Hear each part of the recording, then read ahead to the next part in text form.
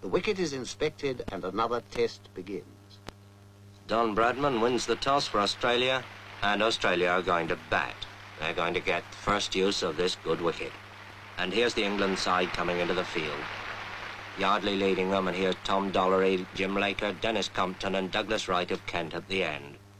And then, out of the pavilion gate, come Australia's opening pair, Barnes and Morris, Morris in the cap.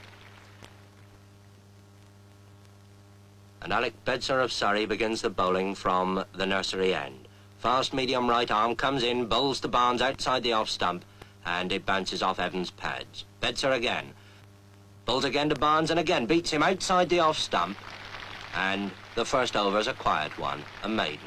And Alec Coxon of Yorkshire bowls the second over from the pavilion end. Elbows well out, comes in, bowls to Morris. Morris forces him away on the onside, and the Australian innings is underway. The first run's up on the board. And so another historic test is underway. Watched by the press of half the world. Watched too by appraising eyes in the pavilion. Eyes that have seen many a cricketer come and go.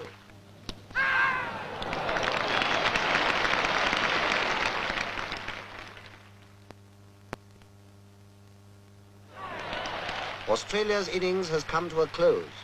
The score stands high and is duly noted. There is time to breathe until England takes the field. Cricket in the hands of the experts, more than a game. It's a craft at least, almost a science.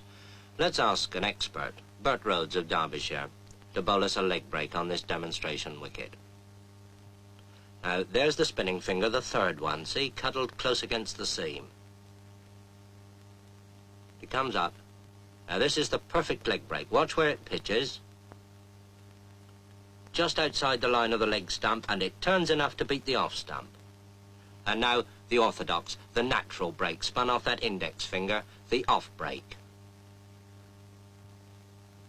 And this pitches, watch it, outside the line of the off stump, and it beats the leg stump. Now, that's the right arm bowler's orthodox weapon. Let's see how the batsman copes with it.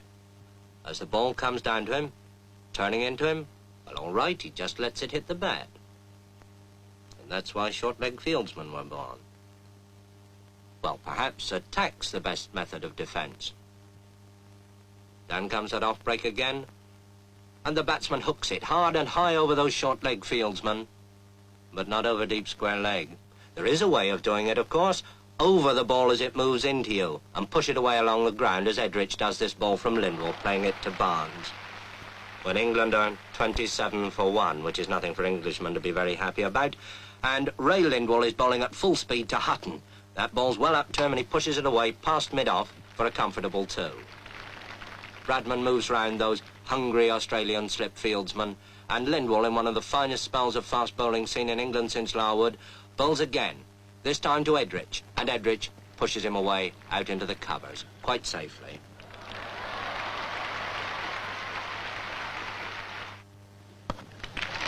And it takes Doug Wright at number 11 with a wild swing over the bowler's head, sky high up there into the long field, to save England from the follow-on. And Ray Lindwall, with 4 wickets already in the match, bowls again from the pavilion end, and bowls Alec Bedser. And England are all out for 215, 135 behind Australia on the first innings. But now Australia have started their second innings. Bedser bowls to Barnes, his in-swinger, and Barnes puts it away, down to long leg. Round comes Hutton, fielding at long leg, and there's that quick low throw to Godfrey Evans.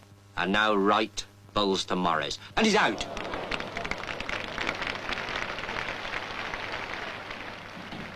When a wicket falls or a hit is made, those behind the scenes spring into action.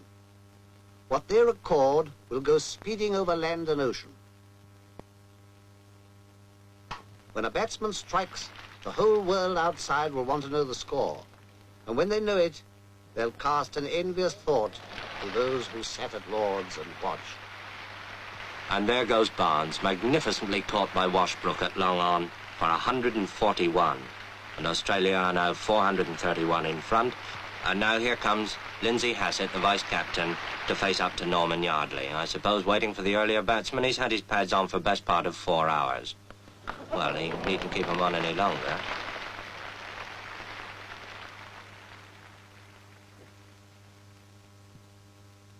Meanwhile, the Don bats on. Don Bradman, on his last Test tour and playing his last Test innings at Lord's.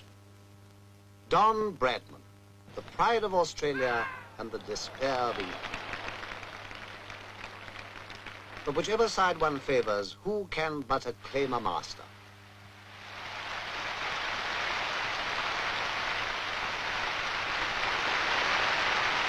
Bradman, whose name now joins the golden pageant, will rain stop play. Anxious eyes survey the wicket. Willing hands turn too. But fate is kind and the battle is renewed.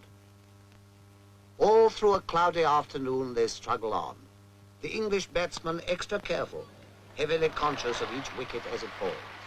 England want 596 to win, and Hutton's out for 13, and England 42 for 1 wicket. And now Toshak bowls to Edrich. Ian Johnson catches him at first slip. Edrich is out. England 52 for 2 wickets. And in trouble. Everything depends on the man who now comes out of the pavilion. Dennis Compton.